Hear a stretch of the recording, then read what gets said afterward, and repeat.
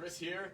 We are back with Facebook Live. It has been a while. I believe the last time we were with you, at least in this format, was in August, and that was to discuss our transition into virtual races, and here we are full circle. We are going back to in-person events, folks. So I am lucky enough to have with me today two of our awesome Team Track Check members, one of which my father, John Hughes, here might scoot a little bit closer to be in the camera shot. We're going to work on that. Beautiful. Okay, we got that. But with me is Alicia Albert, and as I said, my wonderful father, John Hughes, our race director, or really race directors extraordinaire with the two of them. Well, we don't want to leave Doug out either, actually. Or Doug. Yes, it's a whole team. But we've got two of the three here today with us. Look, it's been a while since we've been on Facebook Live, but as always, we want you to like this, hit that love button, wow. Most importantly, share it if this is applicable information. So people you know who may not be watching, shoot that over to them. And this is something you can share after the fact. It doesn't have to be watched live tonight, and you can even ask us questions after the fact. We want you to ask us questions, so we encourage that.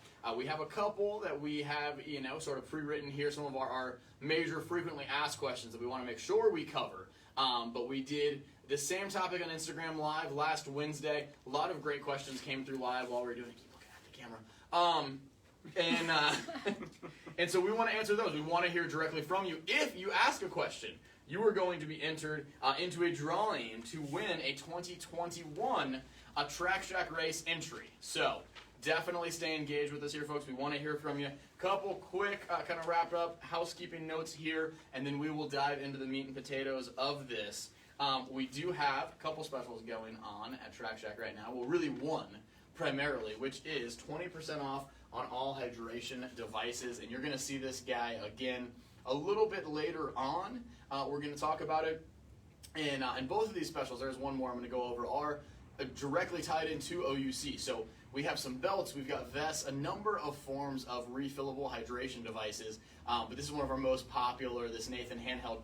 All of those devices, even if you're not running OUC, but OUC was the reason for this, are going to be 20% off leading up to December 5th, the day of the race, because we do want to encourage you to use the refillables, and again, we will touch on hydration specifically as a topic a little later on here. Also, though, if you don't want to wait in porta potty lines, or if you want, say, running water in your bathroom pre-race, we do have our Brooks Royal Flush promotion as well, which is if you are participating in the half marathon and you spend $40 or more on Brooks products in the store, we get you a little sticker to get into that VIP bathroom.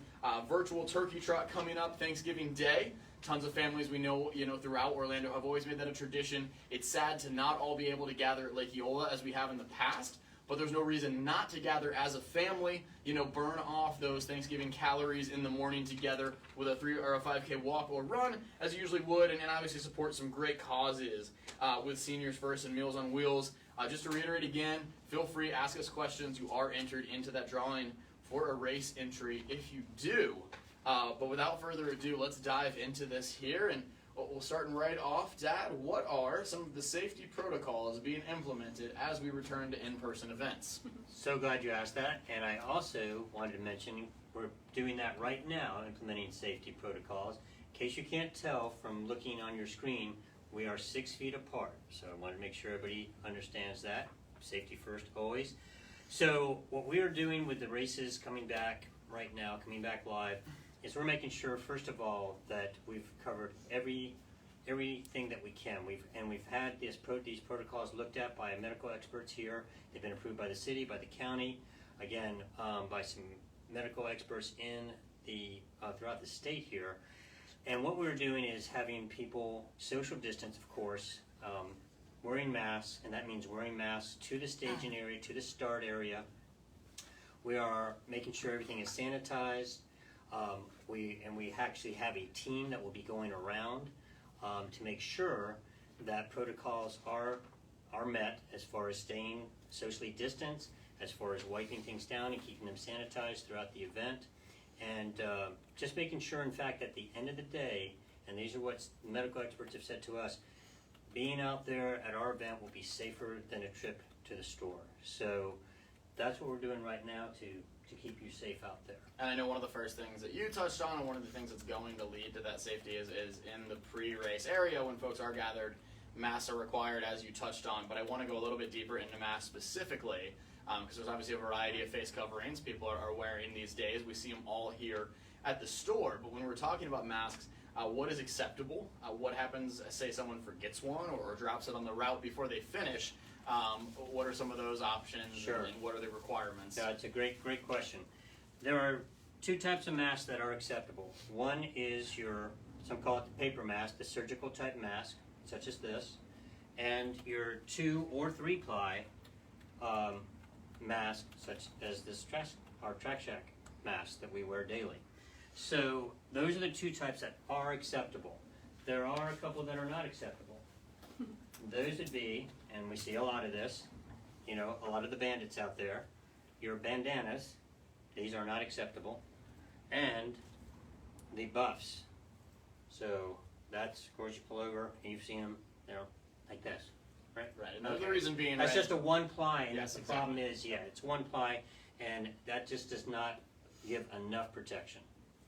Absolutely. So, obviously masks are one of the primary safety focuses, and of course social distancing is the other, which has a lot to do with how we are setting up the corrals and start area. But specifically, what steps Dad, are being taken to ensure social distancing at events as we transition back into in-person events? Sure. So again, besides all the personal protection equipment that we'll have out there, which, by the way, if you mentioned if somebody does drop their mask or Yes. lose it, we will have masks available for you. Disposables on site? Absolutely.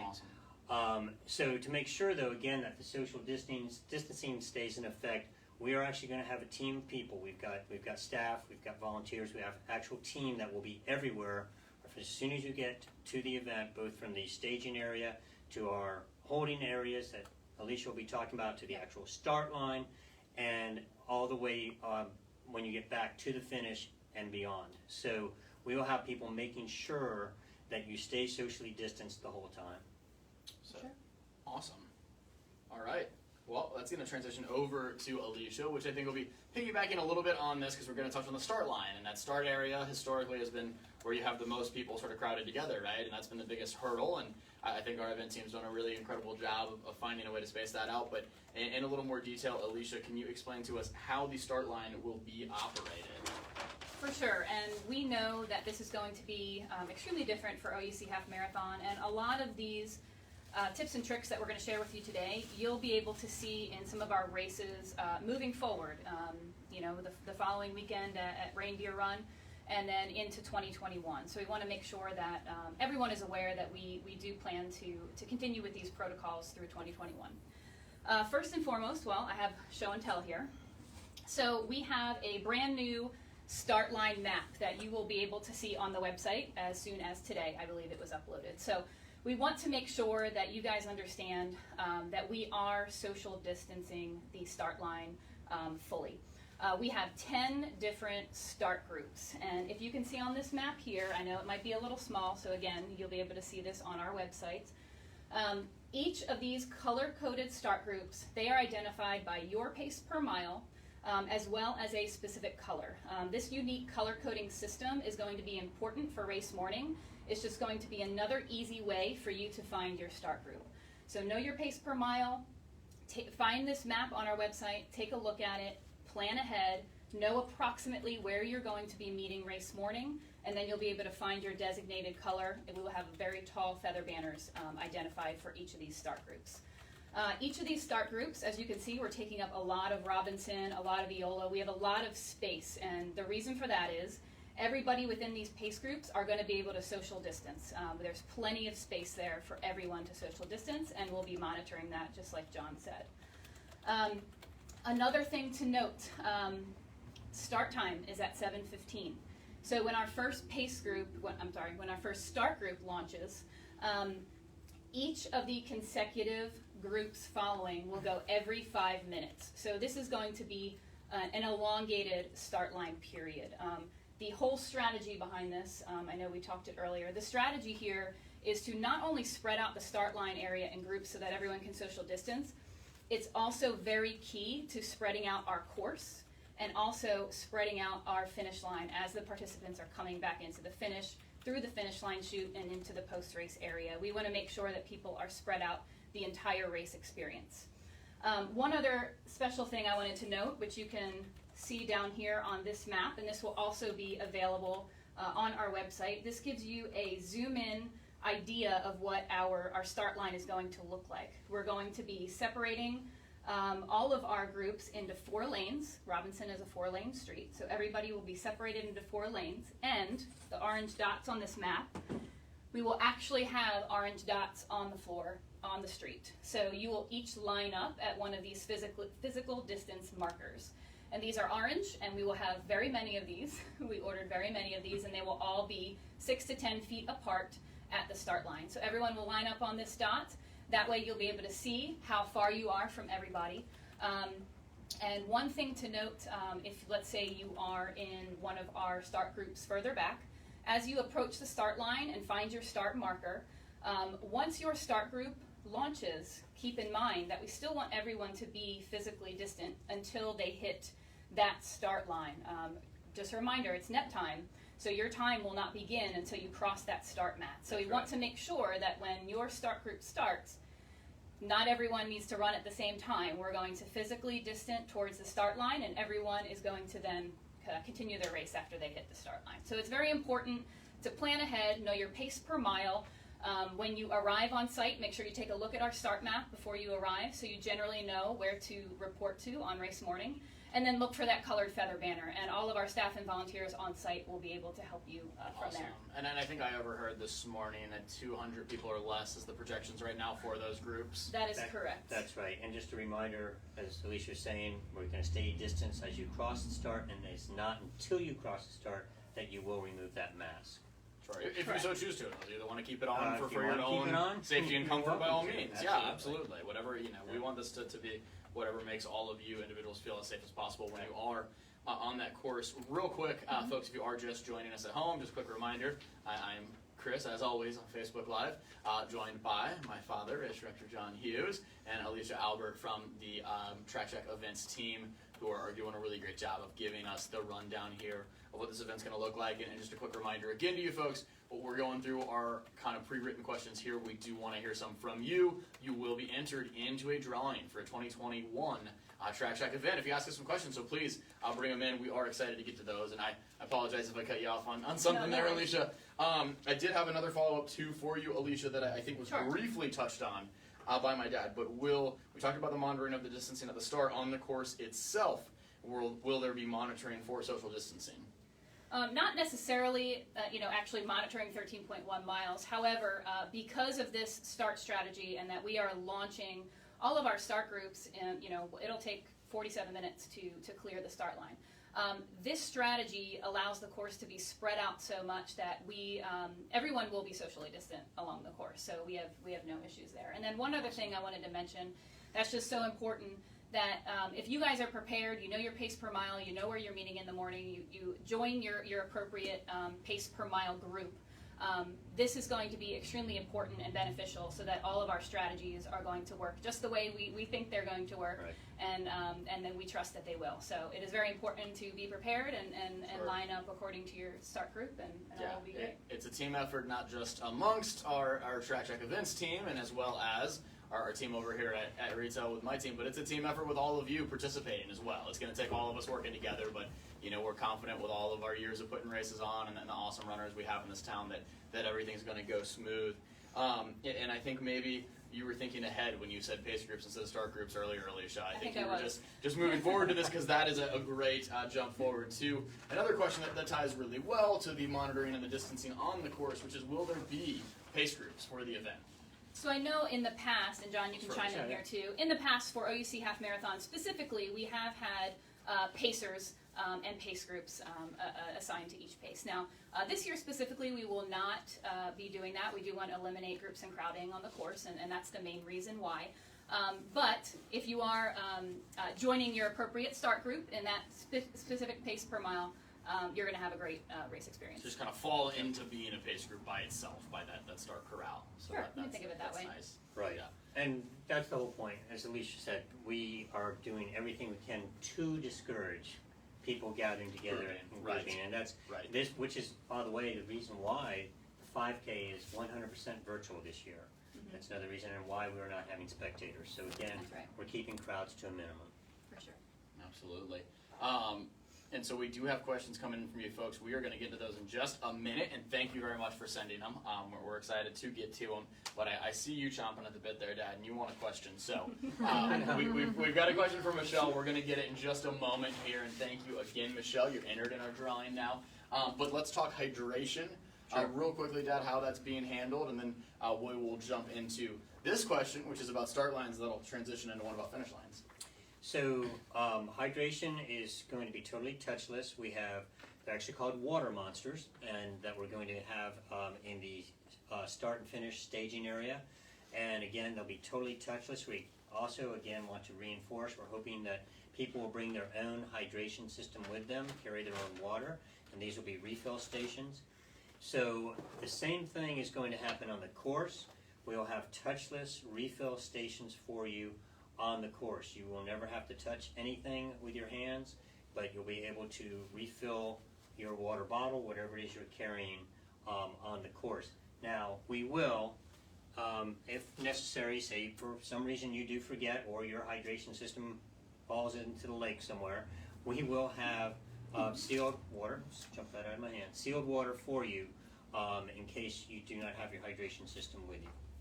Awesome. And another good time for a reminder that we do not want to have a ton of waste. The single use is there if it comes to it. Our Right. objective, of course, is to have each and every one of you carry a bottle with you, be it a handheld like this, like I said, belts, vests, and that is part of the reason all of our reusable hydration devices at Track Jack, 20% off leading up to the race. This is probably our most popular right now, this Nathan handheld, but we definitely, can't encourage enough that we do want to, we really pride ourselves in keeping our events green, and if you come in and grab one of these, you can help us accomplish that mission. Chris, I did forget to mention. That's okay. Yeah, we need to talk hydration stuff. We will There have is a Gatorade couple of stops as well, stops yes. on the course where, again, it will be sealed bottles. This is the new Bolt, Gatorade Bolt, which is all natural Gatorade. You will be getting this on a couple of stops on the course as well. And I believe some Cliff gels as well. That is true. So not hydration, A but nice nutrition, nifty all Cliff of gel. them. That'll be on the course also. Thank you, Chris.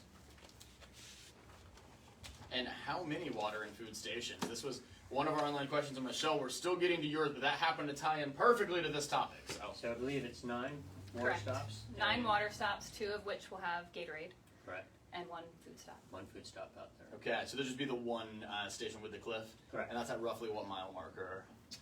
I believe we're looking somewhere on the 6-mile mark for the on the gels. Yes, Okay. and for all the details on the course, our course map is on the website, which will identify each mile, each water stop, food stop, all those things, just to quickly reference.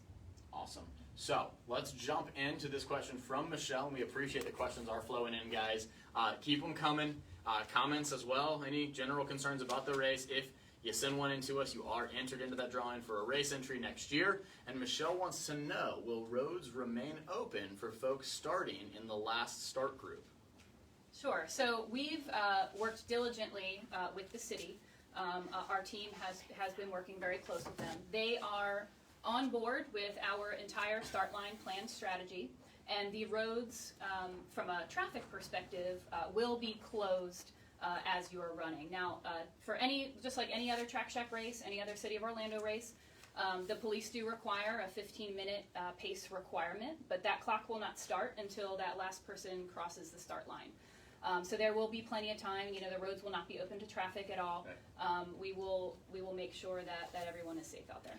But I do want to mention something because I can see what Michelle's doing. She's doing the math. And that's fine. You're looking at where your color code or your pace might be and how far back, maybe you're the 5th or 6th group, whatever. That's great, but do remember, you want to get there early, always for a couple, well, for me, I say there's 2 really big reasons I want to get there early for road races. One is to find parking, and the other is to find the portalet. Which you have to wait in a shorter line for if you spend $40 That's or more right. Nice on Brooks segue. products and get a Royal Flush There you sticker go. for your bib. I would be remiss to not have Good that. segue there.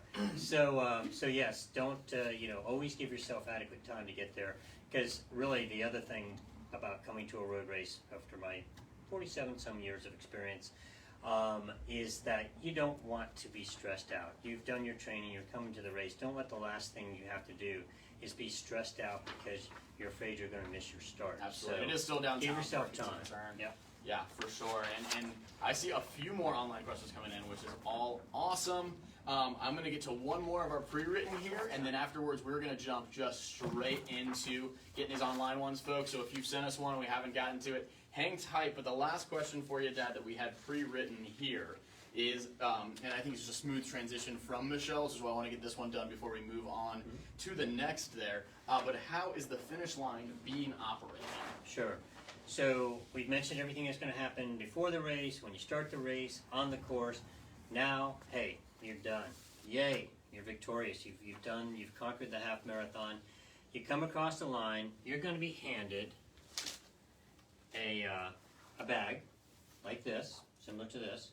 And inside, again, you're going to have your refreshments, as you mentioned, like the water. And you're going to get a Cliff Bar. You're going to get a banana. I don't have a banana with me. And for first time ever, and we feel a little bad that we can't put it around your neck this year, but I think everybody understands. Inside the bag will also be your coveted medal. Look at that beautiful So you're going to get all of those things handed to you when you cross, but wait, there's more. You're going to get, first time ever, an OUC Half Marathon, you're going to get a finisher towel.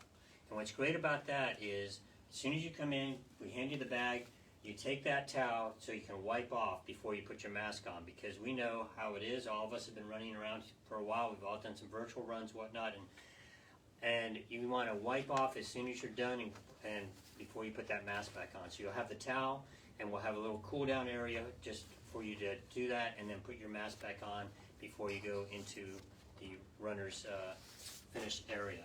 So those are the things, and could I quickly say something else besides finishing, and then we'll get to all the other questions. I've had many people ask and not quite understand, particularly, how do I carry my mask? What do I do? So, here are my running shorts. He was going to wear these, folks. You're I welcome. was We going talked to wear about them, it. so you can thank Christopher, Alicia, and company that I'm not. But when I go out running, I'm just going to show you what I do. So you can do the same if you want, but there's a lot of different ways. This is, again, the thinner mask, the surgical type mask, or a cloth mask. It's not really any bigger. When I go run, I've got my shorts on, I just stick it right there in the waistband against my skin. And I've run 12 miles like this, no problem. Or you can put it in your pocket. This has a pocket and a zipper pocket. The zipper pocket in the front or the zipper pocket in the back. But that's an easy way to carry your mask. Oh, and by the way, you want to put it in a soft baggie. You know what I mean by that? The flip over baggies, not the ones with the seam, because the seam can rub against you and they're harder. You get the idea. So soft baggie. I figured I might as well show you all my tricks every time, and I mean literally every time I go run. Not only do I do the mask, I carry a bleach wipe. I put that in one of my zipper areas as well, because if I'm running, say, in Winter Park and I need to use a restroom, I want to make sure that restroom is sanitary, so I actually carry my own bleach wipe. I also always have my little sanitizer, my own antibacterial, which I put that, in case you wondered, these little ones fit, that little key area that most shorts have? It fits right in that little key area, and I'm on with that. And I usually like to take some extra toilet paper because you just never know. I think that toilet paper is an awesome transition, guys. There you And I know that sounds weird. I'm also you're going to see staring. why, though. I'm also staring at a roll of toilet paper on our Royal Flush banner back there. We're going to get to the online questions now. And for those of you, if you did join a little late, just a quick reminder.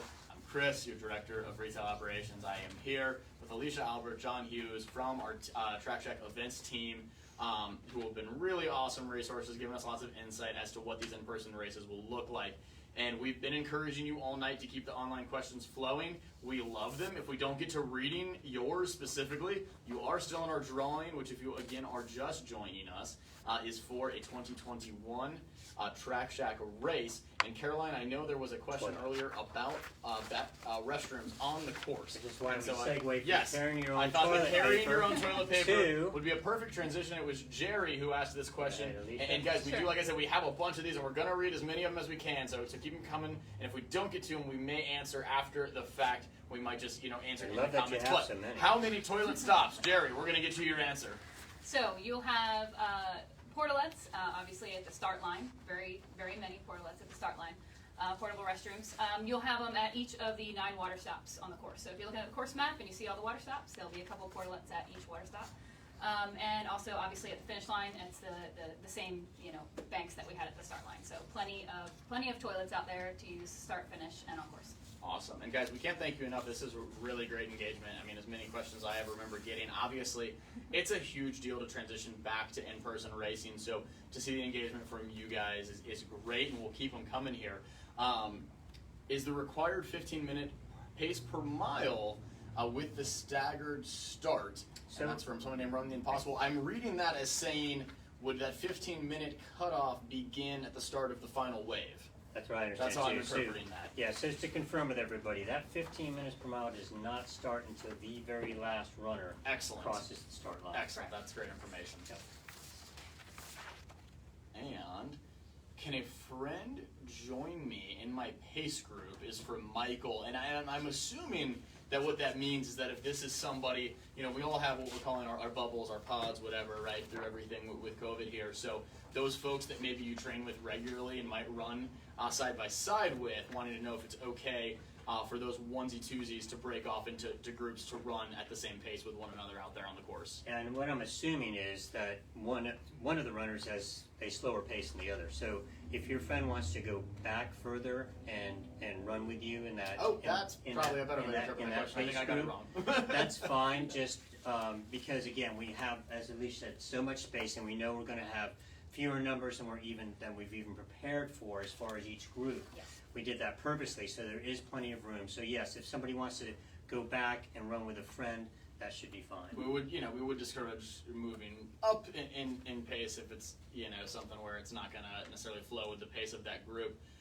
But on that note, just because I think it is a good thing to cover, even though I definitely interpreted that question wrong, as far as people that do train with each other regularly, what is the comfort level as far as them running in close proximity to one another on the course? Well, really, I for example I have a training partner I run with every Saturday, but we still maintain that. Sure. We still maintain our distance. We're masked up until we get ready to run. Right. And we still maintain the distance, even though we both feel we are safe. Sure. As we know, Right, absolutely. COVID is a So do you try to keep that distance out on there on the course? No, that's a great answer. And we knew this one was coming. We got it last Wednesday as well. What about spectators? What if I'm bringing someone with me to the race? That's from Amy. Sure. And so we are discouraging spectators at the race. Again, the less folks that we have out there, the safer we're all going to be. Now, I do know that some people, if you're a minor and have a parent, we completely understand that.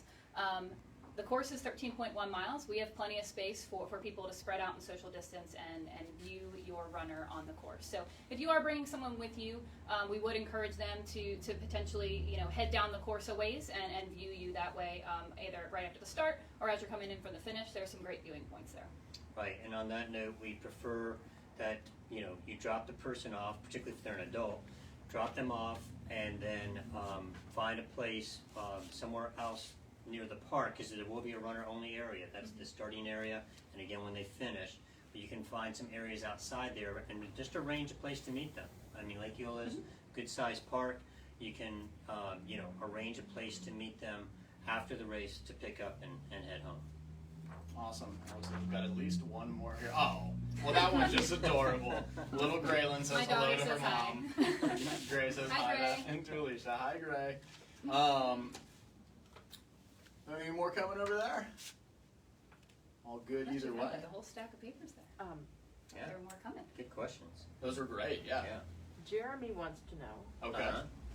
Is this Jeremy who runs on Saturdays with our group? I don't know. He wants to know, will time be altered for how fat I've gotten during the pandemic? He wants to know if there's grading on the curve. in his. Grading on the curve. Jeremy. Wow, Jeremy, that's an So interesting let's thought. just wish him well. He's going to do great. Jeremy, that was the biggest smile we've gotten from Yes. questions tonight. Much Yeah. appreciated. Very clever. He wanted to know, if you didn't hear, whether he gets a little leeway for gaining some weight during the coronavirus during our pandemic months here. Can't wait to see him. So yeah, we're just anxious to see you there, Jeremy. We're all going to be For cheering sure. you on. Where the ideal situation is you will be a little bit lighter at the finish line than at the That's start. right. So There the race itself hopefully take care of some of that. That's hilarious, though, Jeremy. Oh man. Are we feeling good? Yeah. All right. I think we've covered pretty much everything you guys had sent in. Keep in mind, again, will we announce the winner tomorrow?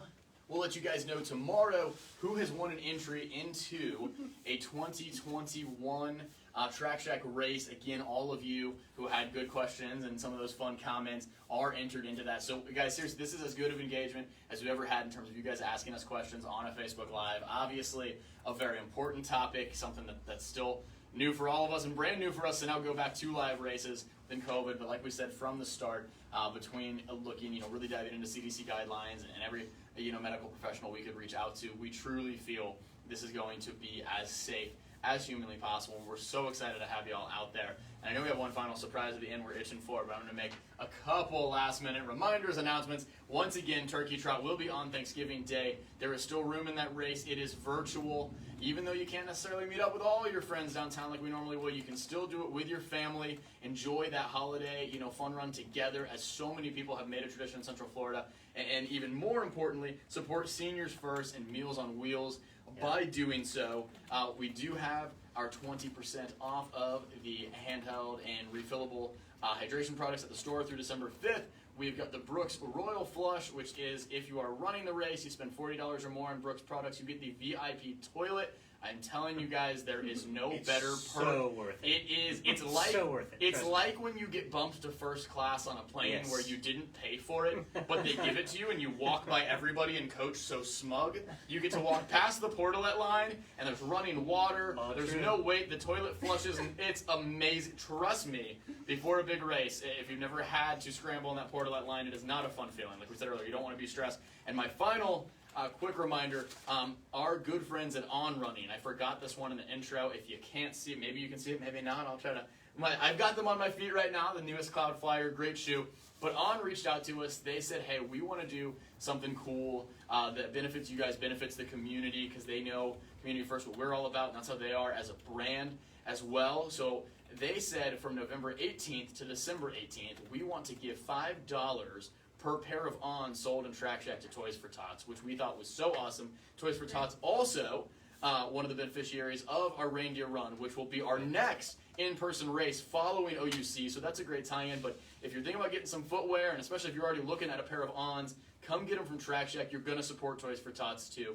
It's really cool. But guys, it's officially in-person race season again. Oh, wait a minute. Tell them the cool thing that this year it's going to be in Castleberry. The It Reindeer Run. is, yeah. Reindeer Run historically in SeaWorld. That's obviously a little bit of a tight course. City of Castleberry, who's always been a great partner of ours. We've had the Battle of the Bands there for years. They reached out, wanted to find a way to partner. So kind of fun new course there and out there on that course, as well as at OUC. Ladies and gentlemen, it is official. Race director John Hughes is going to be back in action. You can look for the man with the hat.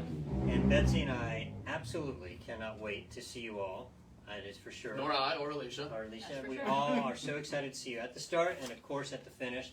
I do want to go back to one thing Christopher said about Turkey Trot, because I think this is really neat. We've said it. We actually had a person contact us at the store today and let us know that he is in Missouri, but for the first time ever he'll be able to join his family here in the Turkey Trot because it's virtual. So Yes. It's great. think about that. That's true. Your family, if you got family all over the U.S., have them come and join you in the Turkey Trot this year. Yeah, It'll be a you lot of fun. can run with your immediate family in town that you might be having Thanksgiving with, but you can also have that virtual connection with folks that are out of state, which that's been one of the cool things about the virtual options. It's been a challenge for everyone, but it's brought people together. And gosh, all of your support through the virtuals, all the support, the engagement, the questions tonight, but how excited we see you guys getting about in-person races. We are just as, if not more, excited. We can't wait to do them again, to see you out there, but most importantly, to do it as safely as possible. So thank you so much for joining us, and we'll see you again soon. Did you have one more? I want you to shout out to Oh, we got a quick Jeffrey. shout out, guys. Yeah, Jeffrey is racing the day before his wedding. Okay. So, All right. yes. We were about to leave, but guys, you can't wrap up on a better note than this. Jeffrey, wherever you are watching, we don't have a last name, but you are apparently getting married the day before or after.